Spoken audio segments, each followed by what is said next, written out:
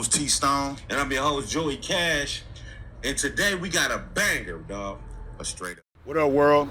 It's No Cap Podcast, and I'm your host T-Stone. I'm your host Joey Cash, and today we got a banger. We got a motherfucking banger. Listen, this ain't the first time this to happen. This won't be the last time. You know what I'm saying? We here with the super OG, super entrepreneur, pimp, player, hustler, mogul, good at everything he do. The one and only Mr. JAKAFELLA. In the building, man, or should I say, we outside, niggas. Outside, we stay outside. Understand about boots on the ground on you niggas, man. Right. Ain't nothing like touching that soil. Yes, sir. Yeah, we at the famous dating store, man. This is where it all started at, you know what I'm saying? So to speak, almost. But yeah, right here, man, at this store, you know what I'm saying, in the hood on Dayton, and used to be called Detroit Street, now it's called ML King. Like, you know, they changed all the streets in the major cities to ML King, trying to give him some love, you know what I'm saying? Yep. Really all they did was just target where the worstest part of the city was at by doing that in every city. You did? When I go to every city and see ML King is in the hood, like the worst part of the hood, like how ours is, you know what I'm saying? Yeah. So it looked like they was showing love, but the whole time they was just targeting where the line was at, where these niggas at, you know what I'm saying? Right. Yeah, but we on the block, man, you know what I'm saying? Out here, man, no cap, man. Everything we doing on here is real. Everything real, from the everything cars is rolling real. down the street, everything. Yeah, you know this what I'm talking is about. uncut. So when you see when niggas might be popping up, we got the winos over there doing everything, man. Right. Motherfuckers coming in out the stove. This is where I started at though, man. I live right across the street, came over here. Hey man, this is where I used to have to stand on the other side of the stove, so my aunties and grandma and them couldn't see me selling dope. You know what I'm talking about? And I tell all the fiends, I catch them in the stove, tell them to meet me on the other side of the building so they could look. We had a picture window that could see everything. I was just up and down the talk street. about that picture Yeah, window. we had a big picture window where you could see everything. All they had to do is look out the window from the living room, and they could see everything going on over here at the stove. So my aunties would snitch me out. That was until after I got caught selling dope, and then grandma knew I was selling dope. Then I started helping pay bills. Then it was okay for me to sell dope. I just couldn't hide my dope in the house no more. Right. Even though I still hid my dope in the house. Cause where the fuck else am I hiding my dope at? Talk to him. Outside. Right. Motherfucker, somebody firing my shit where it get rained on, where something happened to it. You know what I'm saying? The animals catch it and eat it and steal it. Fuck no, I couldn't take that chance. So I just hid it in the house a whole lot better. But you know what I'm talking about? But that was the rule. After I got caught for selling dope and got snitched on and told on, then after that, I was the man of the house. My aunties and uncles couldn't tell me shit now. Our grandma already okay with me selling dope. Y'all can't snitch on me or tell on me or do shit to me now. Y'all can't threaten me with that shit no more. Yeah, motherfuckers, now I'm really bad up in here. Right. Y'all ain't got got your big boy pants on. Yeah, now y'all can't tell me shit, auntie and uncles. What year did this start though? Shit, this shit had to be like around, this was like, this had to be like about, probably like 89. Yeah, about 89. Yeah, How old 89. was you? I was in the 8th grade. I was in the 8th going to the 9th when I first started selling dope, so I was 12.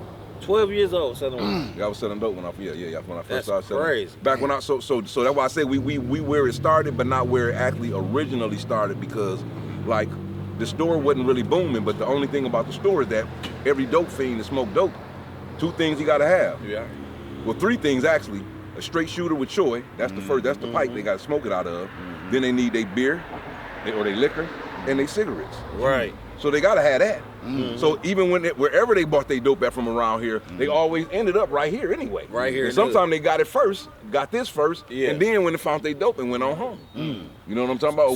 So how you juggle school and this hustling and shit? Cause I know you went to. Well, no, so the summer, so I started in the summer between 8th grade going to 9th grade. I was going to Whittier, you know what I'm saying, junior high school. Then I came, that was when I lived in the 5th with my daddy, but in the summertime, I come over here and stay with my grandma. So when I came over here, summertime, that's when I got turned on to the game. My older cousin, Disco, he was messing with some niggas and he was kind of doing it a little bit, getting started. And then I started seeing him, and he was telling me a little bit about it, but he really wasn't off into it like that. He just was around the dudes, but he always would be big shot and talking big about it. You know what I'm saying? But that still pumped me up, you know what I'm saying? Because he's my older cousin.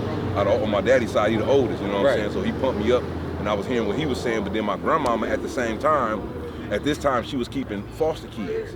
So she had, like, I lived with her, but she had foster kids that lived with her. And one of the foster kids' name was Alfonso, and he came from Pontiac. Okay. And so this nigga was already a full-fledged, hardcore ass dope dealer. And he was from Pontiac. From Pontiac, and he was living at my grandma's house, so we lived together. Right. So we up in the room at nighttime, and you know it's time to go to bed and shit, and we just talking. Yeah. He telling me like, yeah, man, I'm finna get me a motherfucking 1.75. He said that I'm gonna get me a motherfucking 8-ball, then I'm gonna give me a 7 gram, I'm gonna give me a half ounce. He's like, man, fuck this shit, all this little shit they trying to, the state want me to do and all. I see all these fiends out here, man. This shit booming. I ain't know what the fuck he was talking about. What he was saying. I know, you know what I'm saying? But, but he knew about how the game went. You know what I'm saying? So long story short, cause they used to always get their check on the first of the month. So they get their foster care check. So he got his check, and then he found some niggas, or I don't know if the girl introduced him, I didn't introduce him, but he met some niggas, man. They was going hard on Newell before the store even ever got to cranking. Newell was the block, you know. So niggas, like I say, put their hand in the car. When the car come down the street, they start driving slow. We know they want something.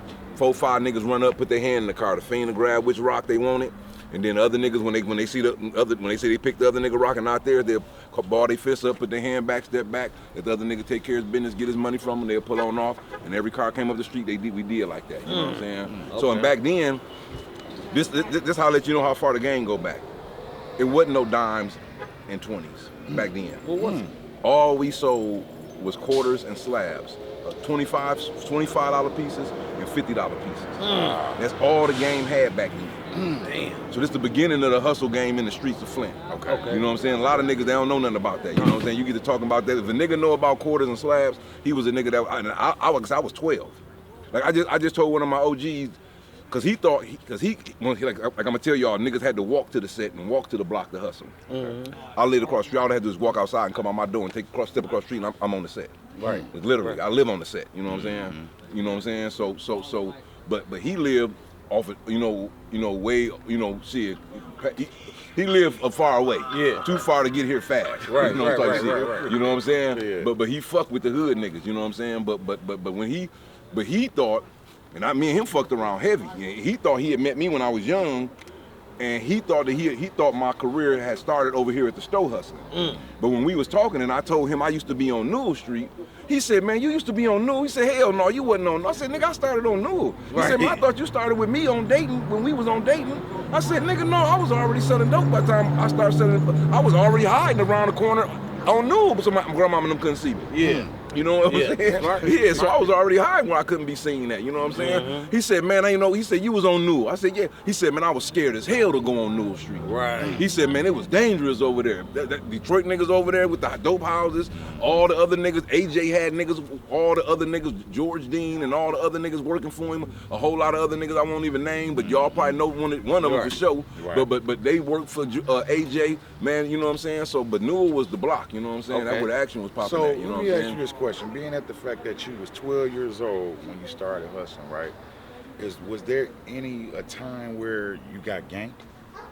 Hell yeah. Being at the fact I got ganked at a house right here. Only 12. That's a nice question. Well, it's funny because you said when you were saying you put your hand in the car, and motherfucker smack your hand like that. That's the first time I ever got ganked. But it was an older nigga that was like a hood nigga. Well, he was an older hood nigga. I didn't know him, but I knew his brother. Right. You know what I'm saying? So he tell me he want to get some dope, like a double up type shit, you know what I'm saying? But so we go, it used to be a white house right here where that field at, they tore it down. Okay. But it had a garage, you know what I'm saying? And so the house, so we can go, so we went, the house was empty at the time, the garage was empty, so it was kind of set in the back a little bit from the street. So we walked in there, and then he was an older nigga than me, so when I had more dope. I thought I didn't know he was smoking. So I thought he was like one of the OG niggas that's trying to get back on his feet. So I just showed him like, a handful about 5, about 6, 7 stones, you know what I'm saying? And so he like, man, he playing with him, doing like that, filling with him and shit, trying like looking at the side. I'm like, man, shit, they all. I said, man, they ain't gonna get no bigger. Right. You know what I'm saying? Right. No matter how you flip them, they ain't gonna get no bigger, motherfucker. You know what I'm saying? You know what I'm saying? So then when he do that, he finally go ahead on to do it, and then smack my hand up. You know what I'm saying? And step back while all the dope on the ground. So I'm standing there looking at him like, what the fuck is wrong with this nigga? Yeah. I said, man, this nigga's a fiend. Yeah. I realized that in my head as a young nigga. Okay. And he was more older than me, so he was bigger than me. So I said, you know what, man, I just went on, I said, go ahead, though, nigga. Right. You know what I'm saying? I walked on off, let him have that shit. It wasn't Right. probably like 140 in stones, you know, but I had more dope, you know what I'm saying? So it wasn't nothing, but I would have put him on his feet, you know what I'm saying? Yeah. But the nigga was smoking, you know what I'm saying? Yeah. So it was good to know that, you know what I'm Yep, saying? yep. But that was my first time getting robbed like that. But that was like one of my only times ever really getting robbed in the game. You know That's what I'm crazy. That's crazy. But you was a kid though. Yeah, I was a kid. Yeah. So- By that time, I think I might have been about 13 or 14 when that happened. About 13, So 14. what age would you say you started actually really seeing some money? I bought my Cadillac when I was 15. My grandma had $2,000 in the safe. I had enough money to go. I had $2,000. I had $2,000 in the safe. I had I had about $4,000 in stones, about $3,500 in stones, and then I had already made about $500 in cash. Okay. So I took 500 of that. My cousin was telling me about where Cadillac was at. And when he told me about where that Cadillac was at, hey, hold on, we'll get you in there. We're gonna get you. Hold on. Hold on, I got you, player. Hold fast. Okay, go ahead. So anyway, I had that in the safe. Grandma had that, and I had 500 cash and about 3,500 in stones. So my cousin told me where Cadillac was at. My older cousin, who used to always be trying to tell me about the game, and he's older than me, but because he used to like my grandma said this about him. She said, but this was years and years when we was older. She said, he think he a big shot, but he not. That's what Granny said about him, you know what I'm saying? Yeah, Granny said the nigga think it, but I already knew that he always be grandstanding, so I just let him, do his shit. But I had more money than him, he just never knew it. I ain't never tell him, you know what I'm saying? So while he big boasting about he finna go buy this Cadillac, I'm like, cuz where is that? He like, oh man, shit, this is bad yellow, motherfucker yellow, canary yellow. He said, it's down on Flint Park, man. I'm finna buy it from the dude. I just need a couple more hundred. I'm gonna go down there and grab it from him. I said, how much you want? He said, 1,500. I already got it in the safe. Right. And even if I spend all the money I still got 3,500 in stones. Right. You know what I'm saying? Yeah. Back then, that was big. That's a lot of money. Yeah, back then, hell yeah, for a kid. young nigga, I'm 15 at this time. Right. I'm 15. I got this in the crib. But he don't know this though. Cause see, because the difference between him, he used to live with me and my grandma over here. But then he moved with his other grandma. But his other grandma stayed on Dayton 5 houses down from the store right here. Right. So he both of his grandmamas lived on the set. Okay. So, but just one lived right here. Boom, he used to stay with us. And then when he didn't live with us, he'll move right over there. Hold on, man. Hold on, player. Oh, hold on. He'll go and he'll move back over to his other grandma. So he was right there. So he was double jointed with Dayton now. Right. You know what I'm saying, on the block. You know what I'm saying. So anyway, but when he told me where it was at, I said that what's up, cuz I ain't say shit. I said that what's up. So then I went up and down Flint Park looking for the car, couldn't find it. Then so I kept going, I couldn't see it. So then it was getting dark and I still couldn't see it. And then some told me to start looking, going all the way slow and looking all the way deep in the driveway. And I looked deep up in the driveway and I seen a yellow Cadillac parked all the way in the back. You know what I'm saying? In one of the cribs. I went over there and knocked on the door. As soon as I knocked on the door, the fiend was, the dude answered the door. Did you know he was a fiend at first? No, I didn't know he was a fiend because my cousin didn't tell me that. You know what I'm saying? So I just knew it was. I was just knocking on the door, asking was this the place we want to buy the car. Right. So I knock on the door. The dude answered the door. His eyeballs big. You know what I'm saying? Like a fiend. His eyeballs big, like he been smoking crack. Then I could smell the smell of crack, and coming from out the house. Right. You know what I'm saying? So I said, man, when you answered the door, I said, yes, I'm interested in buying that Cadillac. He like, man, he said, come on in. So when I came on in, he told me he wanted 1,500. I said, okay, stay right here, man. I'll be right back. I'm finna buy it from you. Right. So I came home, I got $500, and I got $500 in dimes, fat dimes. So but see, that's how I used to double niggas up. Cause I used to sell dope I used to sell them myself, but I was double niggas up. Yeah. But so they could sell them as 20. So I always cut them fat enough, not too big, not too small. So I got something. One of my sack with the fat dimes. Boom, I grabbed 500 in them. I told him they was 20s. So I say, I'm finna give you. I said, man, I just got on, man. I said, but I really want this car. I said, man, but I knew he was smoking. I said, man, I got $500 in fat 20s. I mean, $1,000 in fat 20s. You can just sell them and get your own money. I ain't letting him know. I act like he a hustler. Yeah. I'm like, man, you can sell this, man. You can get your money back easy. Yep. I said, but I got $500 in cash. I said, if you can do that, man, we can sell it today. You know what I'm saying? He like, man, you got you a deal. I said, so he went and got the title, came back, signed the title over, gave me the keys. I pulled off. As soon as I pulled off in that motherfucker, I came right down on Dayton over my cousin, other grandma's house, and pulled up in the driveway because they lived on the hill. Right. I pulled like on the driveway, kind of on the hill, because you can come out the back door. If I park all the way level, you come out, you can see the car. Yeah. So I parked far enough back so when he was walking up and coming out the door, he wouldn't see the car. Right. So I knocked on the door. I went over there and they let me in. I said, "Cuz, what you doing?" He said, "Nothing." He was downstairs in the basement. I said, "Come outside. I got something I want to show you." So when he come out, when he get ready to come outside, when he come up the stairs, come outside, and he looked. He said, "Man, where you get this motherfucker from? It's a car's from the bottom." He said, I said, "Yeah, I just bought it from him because you told me you only wanted 1,500, so that was last. I had it, so I just went on ahead and bought it. You know what I'm saying?" He was mad as hell about that. Mad as hell, you know what I'm saying? Man, So, let's talk about how you got the name Jake the Flake, bro. Right. How did that name come about? Because people got their own perception on this shit. How did that name come about? well, Jake the Flake was just literally from because Jake was selling flake. So if you so I am a dope game rapper. Yeah. I am a real hood street nigga. Hold up. I don't want to break you. I don't want to cut you off, but one of the first to get on track talking about something dope. Period. From Flint, they wasn't even talking about it like that. In the world. Yeah. They weren't talking about that shit. Yeah, even years later, after I had said 36 is what I'm copying. Yeah. You heard E40 from the West Coast. Yep. He started saying something about 36. Then Jay-Z wasn't even out yet. Nope. Then when Jay-Z came out, you heard him start talking about 36. Yep. But I was one of the first rappers talking about niggas didn't even know what 36 was. Nope. 36 is what I'm copying. Like, what the fuck is I that? remember I was a kid. I'm like, what the fuck is he talking 36. about? Yeah, you ain't even know. Yeah, that's a I ain't know kilo. what you- Yeah, 36 ounces in a kilo. Yeah. You know what I'm saying? Yeah. Yeah, you know what I'm saying? Yeah, 36 Okay. ounces. So anyway, so I was selling. And by that time I had switched over from selling rocks.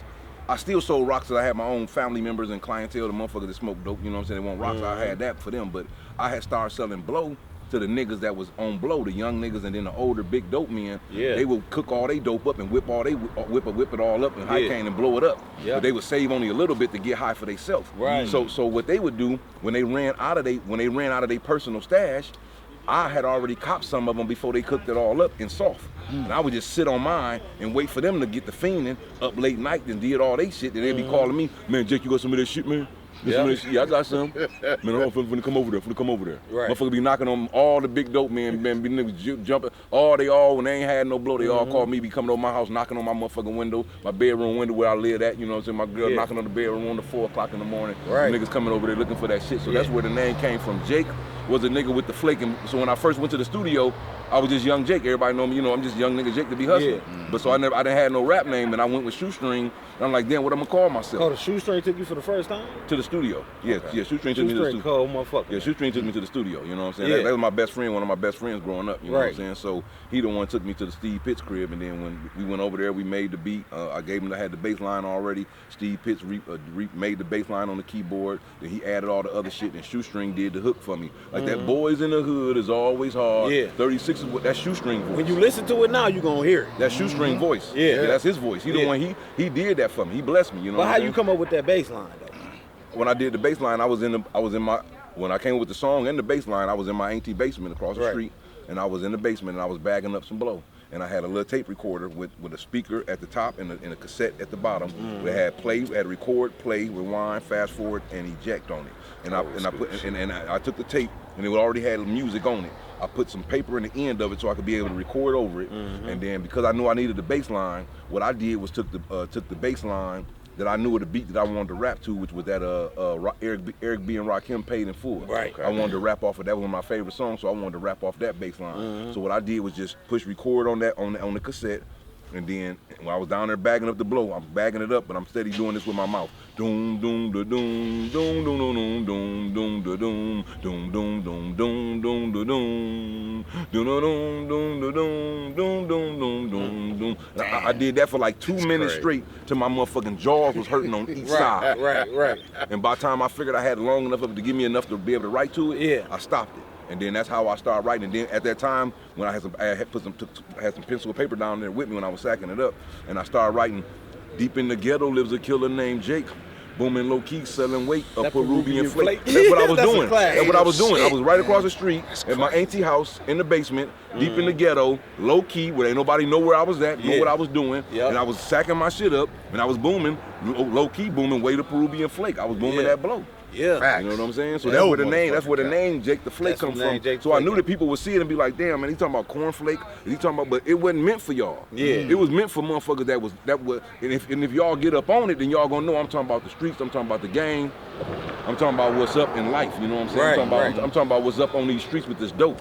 Right. When you know that I'm talking, so if you don't know what it is, you might think, oh, that's Jake, man, he a flaky nigga. Oh, nigga, I've been. So my version of Jake the Flake was the rawest.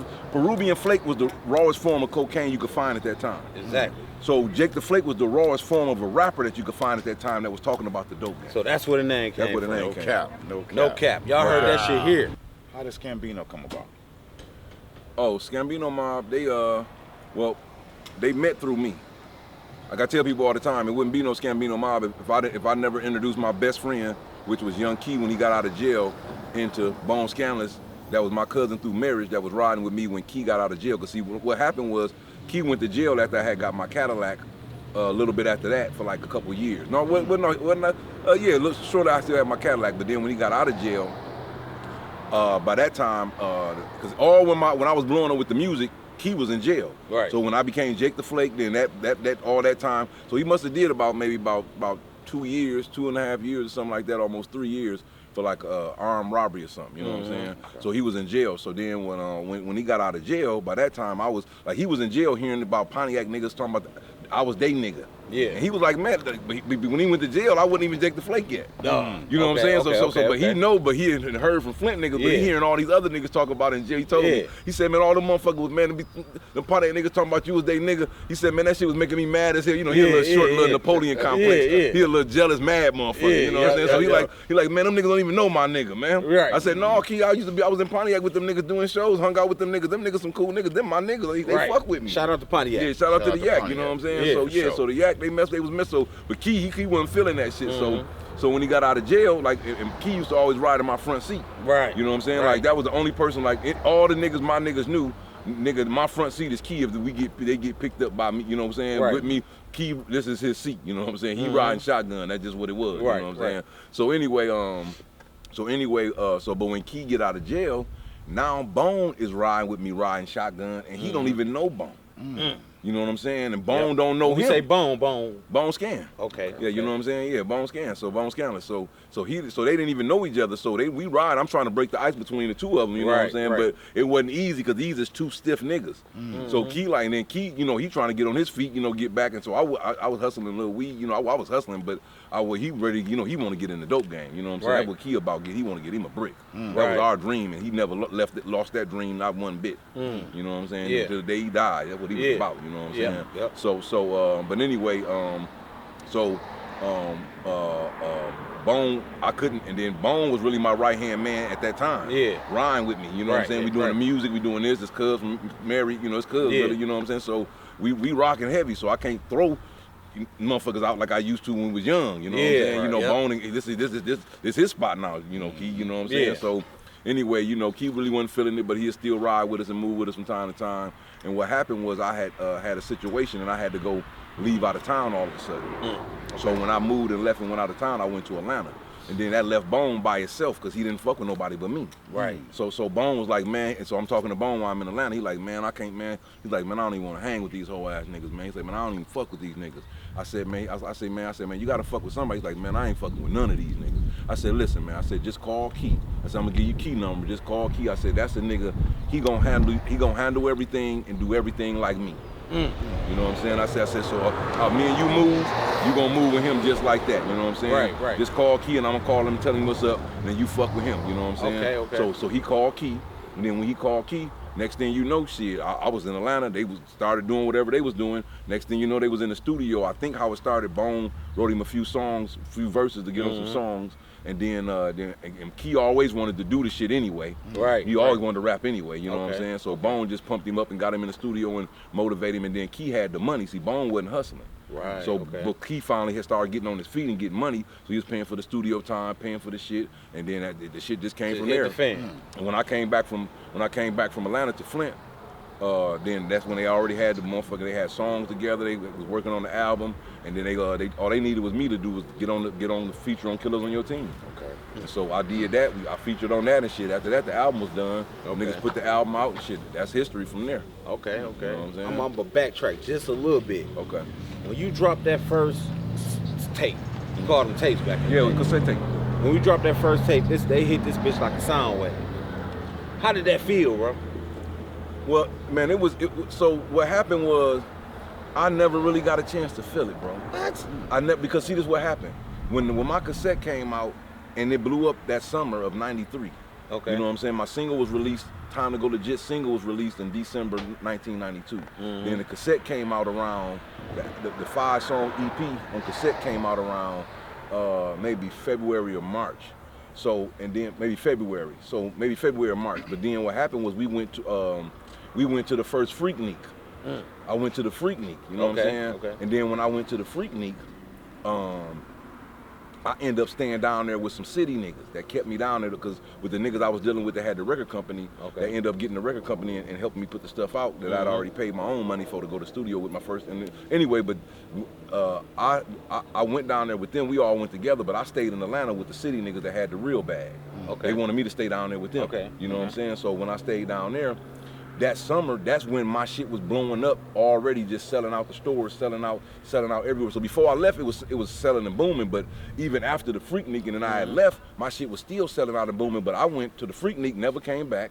Then when I was in Atlanta for a month and a half, then we went to California for 8 more months and stayed. Then so I came back after the Freaknik. I was gone for 9 months. Then I came back for them after them 9 months, and then stayed in Flint for like 3 months, and then went back to California to finish working on some new music for another 8 months. Okay, so you never. So I never really got a chance to get the feel of what but I heard about it. Everybody was telling me. But when it first came out, before the Freaknik, niggas was banging that shit. It was jumping. But they told me. But when I had left, was in Atlanta, they're like, man, your shit's selling out the stores every single day.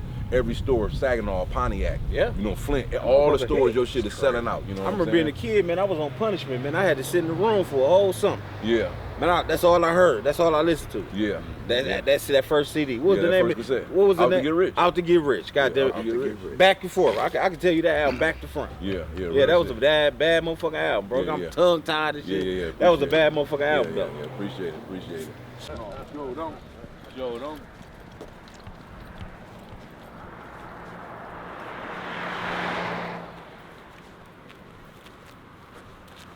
Yeah, so I was thinking, like, you know, while you was talking about, you know, Bone and Key, how did Killers on Your Team come about? Good question, motherfucker. Yeah, so like I said, the Killers on Your Team came about, I'm pretty sure that was Bone's idea, because that's how Bone thought. You know what I'm saying? That's how Bone thought. You know, that's what he was about. That was just his mindset. He was all about murder. He wanted ever since he had been shot up, he was about that. Like I said, you heard that one, his first That Nigga Bone. Yeah. And you heard that. You go to YouTube and type in That Nigga Bone. You're gonna see a cassette tape pop up. When y'all see that, y'all gonna be able to hear Bone Scandalous before.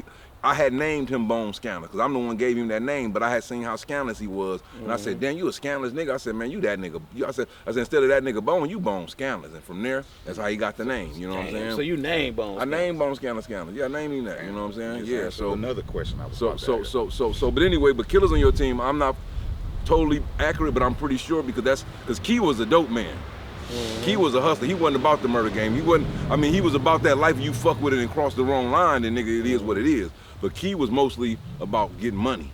Right. That's what me and Key, we hustlers. We bought nigga running the back. We bought the bread. That's how we came up. You know what I'm saying? That's what's in our heart, getting money. Right. But the murder game was in Bone Heart. Right. That's what was in Bone Heart. So that song came up for show. I'm 99.9% sure that was Bone Scandalous' idea. Right. Yeah, all I know, when they got it together, they had their verses. All they wanted me to do was feature on it. And I came and dropped that verse, and it's been a classic ever since. Classic. And then I want to talk a little bit about the movie. You got a movie coming out. Yeah. What the name of the movie? Payback is Karma. Payback is Karma. Yeah, Payback is Karma. And it's a lot of situations in that movie that are allegedly that took place around here. Yeah, well, it's just how life go, man. Yeah. Just, I mean, but you know, this city got a lot of that shit in it. You Yeah. know, a lot of major cities got that kind of a story. You know what I'm Right. saying? It's murder, it's dope, it's drugs, it's, you know what I'm saying? It's betrayal, it's, you know, it's the double cross and the triple cross. Mm-hmm. You know what I'm saying? It's just the life. It's just the life when you living in the streets. That's how this shit go. You know. So what I'm saying? you telling are you Jake in that movie? No, I ain't me in that Okay. movie. No. It's me. I'm playing a dude named D. You D. know what I'm saying? Okay, yeah, D. okay. You know what I'm saying? Cliff playing young D. He playing the young me. Oh, okay. Cliff Mack playing the young D. Glad you asked that, bro. Yeah, Cliff Mack playing young D. Is Cliff your son, bro? No, Cliff ain't my son. He my best. He my other best friend's son besides Shoestring. That used to be my next door neighbor named Cliff. His name Clifford Terry. Okay. Clifton Terry. But anyway, Cliff Terry. That's his real daddy, and he looked like him too. Yeah. But you know what I'm saying? Like for real. That's so Y'all kind of favorite. Yeah, we kind of, but me and Cliff always knew who his real daddy was. You know what I'm saying? His real daddy killed himself when he was young. Okay. You know what I'm saying? He killed himself when he was a little, you know, I think he was just being born or before he was born, something like that. But I was out of town when it happened. I was living down south for a minute when I went down there. Anyway, but yeah, that's what happened. You know what I'm saying? But So Cliff got a role in the movie. Cliff got a role. Yeah, he played the young me.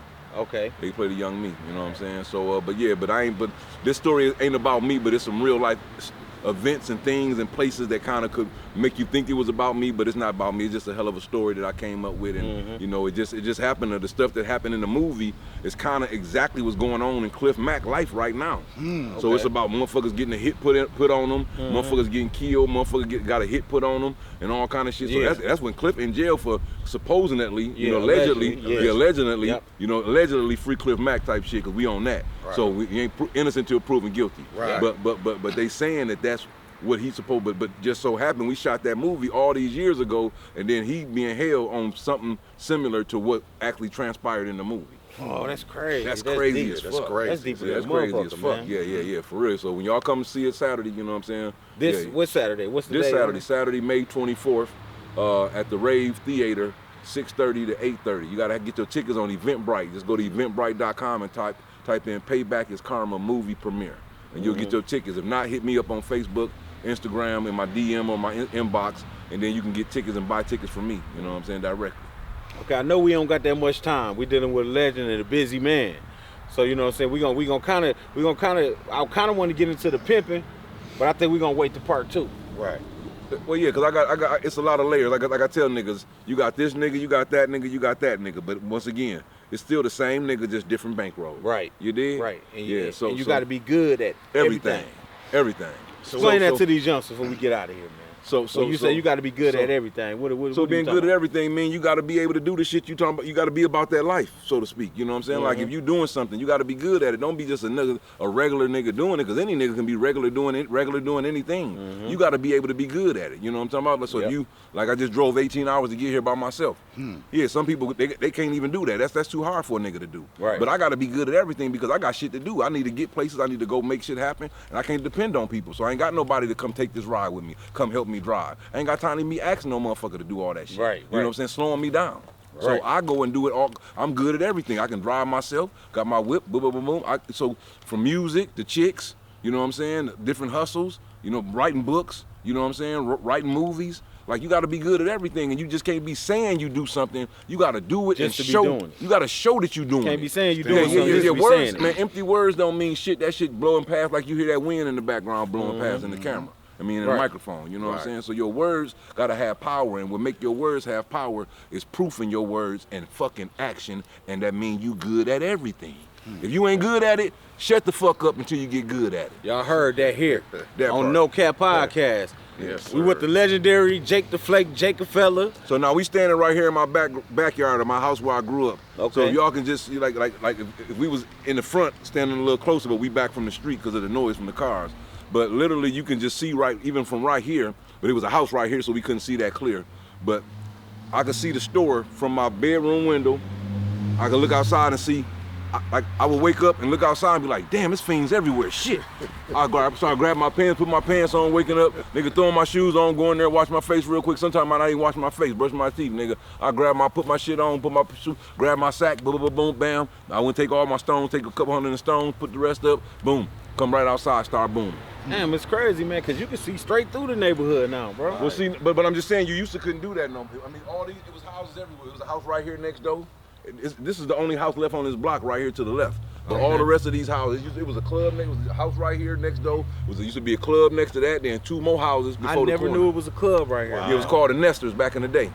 Me and my cousin, so we used to sit in this driveway way back here, you know, like how Saginaw be jumping on the weekend. Yeah. That's how Detroit Street used to be jumping because of that club. Oh, okay. So when we was kids, we would go get grandma eggs. She'd buy a bunch of eggs like from the dairy people that bring eggs in big crates, a bunch of eggs stacked on top of each other. We'd go steal us about 3 eggs a piece. The nigga come right here and stand in the driveway. It was dark back here, you couldn't see. And then all the cars would be riding past in this pack, and we'd be sitting back here and we'd be throwing.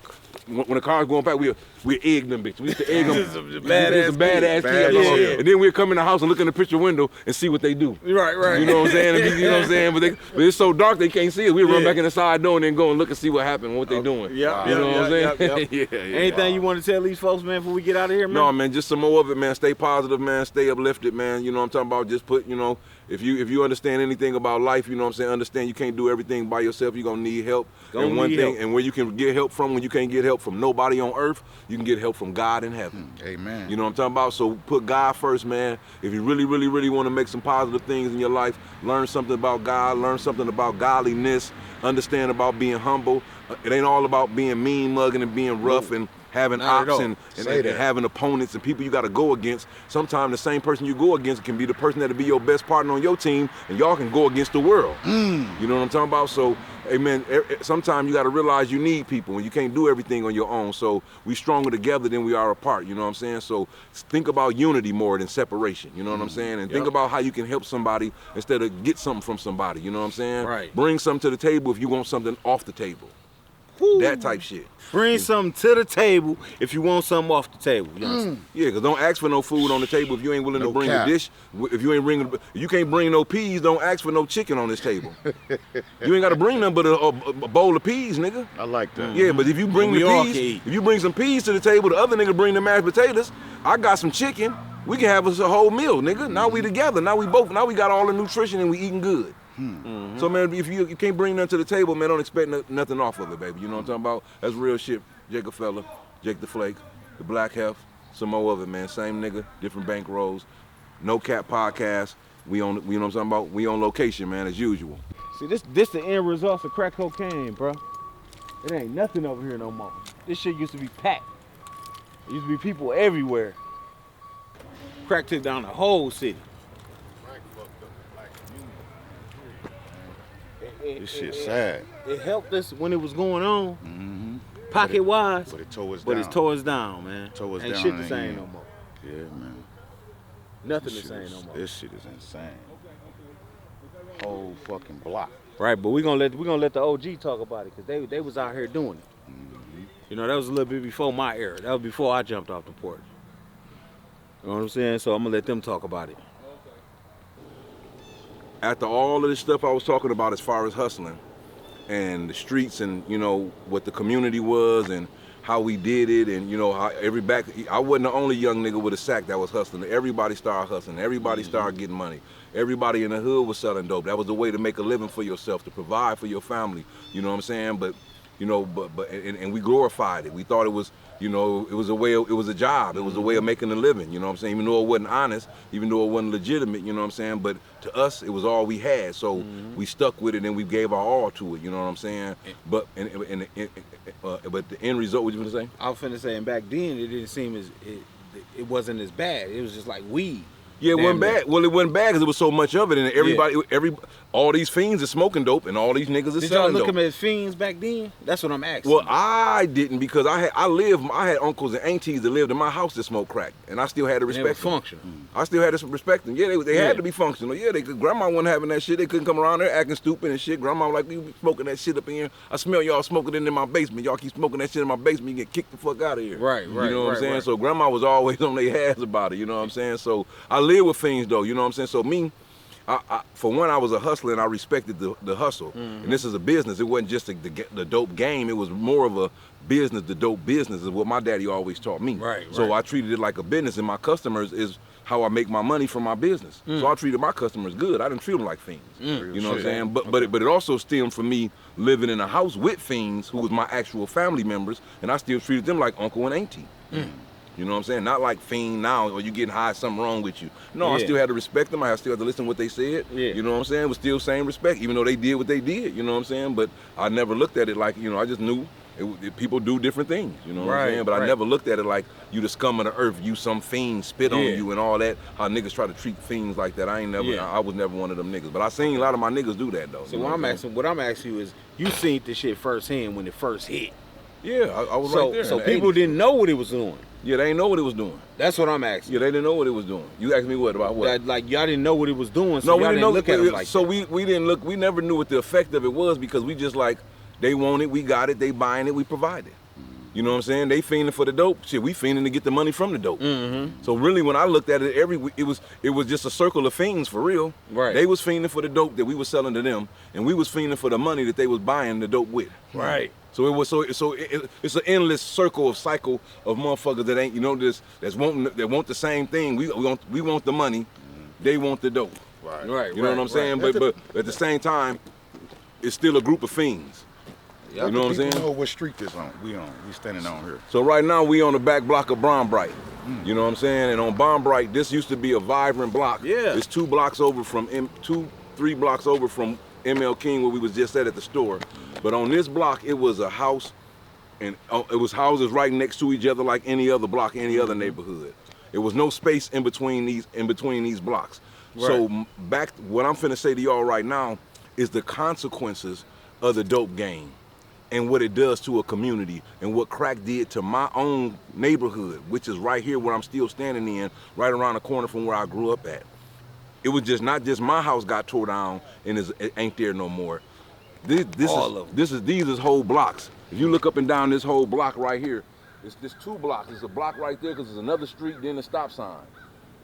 It was houses all the way down from right here, all the way down from this on both sides. Ain't no house on this side, all the way down right here, right behind me. It was houses down this street down there. It was houses going down Newell Street. Them houses gone. All the way down past the corner, past Newell going to Hamilton. All them houses gone. All down, going down Newell Street. You come over here and look down Newell Street right here. The house that was on the corner and all these houses, most of these houses gone. Just 1 or 2 standing before you get to the corner right there. The crack epidemic, the crack epidemic devastated a whole community and literally turned it into what they call a third world country, to where this shit is abandoned like it's been bombed by a bombshell. Like they done bombed it and can't nobody stay here no more. They done tore all the houses down because people was burning them up. So that's why they tore them down because people, once they was abandoned, the young kids and people come by and just you know, set them on fire like during Halloween, Devil's Night and all that shit. So then now the fire department got to come out, put out the fire, it costs money, take risking people's lives, putting it out. And these niggas just having fun, little kids burning shit up. So the city decided to just, when they get too condemned and they can't be fixed up no more, instead of letting them become a hazard to the community and getting burned up, they just start tearing them down. But that's what this whole block right here, I'm talking about 1 block, 2 blocks, 3 blocks on both sides, ain't no houses, and it was houses in every lot when I was growing up. This was a kind of wealthy neighborhood. Yeah, it wasn't bad. Yeah, but this was a good neighborhood. GM workers, workers. Yeah. This used to be even before when my daddy was coming up and them over here. This was really where my granddaddy, he worked at GM. Yeah. You know what I'm saying? He owned his own construction company. You know what I'm saying? So like black people had money over here, but they moved in but the white people that had money here first, then the black people moved in. You know what I'm saying? So, but that's just saying this is the consequences of what happened to a community that's been infested by drugs. So as much as I could say I did whatever I did, I really can't glorify it. Right. There's nothing to glorify about it. It made me who I am. It taught me how to be a businessman. You know what I'm saying? It gave me hustle, unlike any other type of hustle, because now I just take everything I do and hustle the same exact way. Right. You know what I'm saying? So even though I'm not selling drugs and doing all that, but I just learned to take that same desire and passion from that hustle where I had making that money and put it into every single thing I do to make money in every other way that I make money. And that's how you're supposed to do it. Period. You know what I'm saying? Exactly how you're supposed to do it. But we got to do better, because if we know that this what happens to a community, the drugs. This is the way to literally tear down a community that we loved and cherished to our heart Like everybody claiming this block, they claim this hood, they claim that hood. Well, if you love and cherish your hood, and then you can see from my neighborhood what drugs and shit do to a neighborhood, then why would you want to continue to infest your neighborhood with drugs and your community with drugs when you know from this, if you see this video, this is the fucking outcome in the end. So we supposed to build up our community, not tear our shit down, man. Yeah. You know what I'm saying? Back. Yeah, man. I'm gonna leave y'all with that one, man. And that's just something to think about. I needed y'all to see this, but this is dear. This is heavy on my heart right here to see as a kid what I thought that it was made me better and I was making money. But this is the shit that actually told that me with them rocks in my hand and selling dope and supplying my community is what actually tore the community down. And that ain't no shit to be proud of. But it taught. It was like college though. It taught you. It taught me. Yeah, it taught me ready, and it made me do better. Yeah. It made me do better and go out and know not to do shit like that to ruin and hurt my people. Right. You know what I'm saying? To hurt my community. You know what I'm saying? Right. Yeah, for real. So that's what a nigga about, man. But like I said, man, this is No Cap. Once again, it's No Cap podcast. The shit I'm giving y'all is no cap. Hey, man, we got to stay on it like we want it, man, and inspire each other, uplift each other, and educate each other, man. You know what I'm saying? With information, and stop hating on each other, man. Congratulate each other. Share with each other, man. Be compassionate about one another and love each other, man. We from Flint, we think love is a word of weakness. We think showing love make you seem weak and friendly. That's not the fucking case, man. Love, when you got love in your heart, that mean you close to God, because God is love. But God is power. So when people think love ain't power, then if you ain't got God, if you ain't got love, then what you got the devil and hate. And that ain't got no power to it. No. That ain't got no power. That ain't carrying no weight. That don't stand up nowhere. Period. You know what I'm saying? Amen. Yeah, man. So I'm gonna leave y'all with that one, man. No cap, these guys right here, man. They standing up for Flint. They putting us on the map. They doing stories like this. We probably gonna come back with a part 2 and a part 3. However part many 4, times they 5, want. 6. How many ever times. We coming back. We definitely coming back. I got endless information and endless, you know what I'm saying, endless game to share with my city, Cause he like an onion. There's so many layers to peel back. We ain't even touched the surface yet. Steady. You dig? And we out here, man. Some more of it. No cap. Church.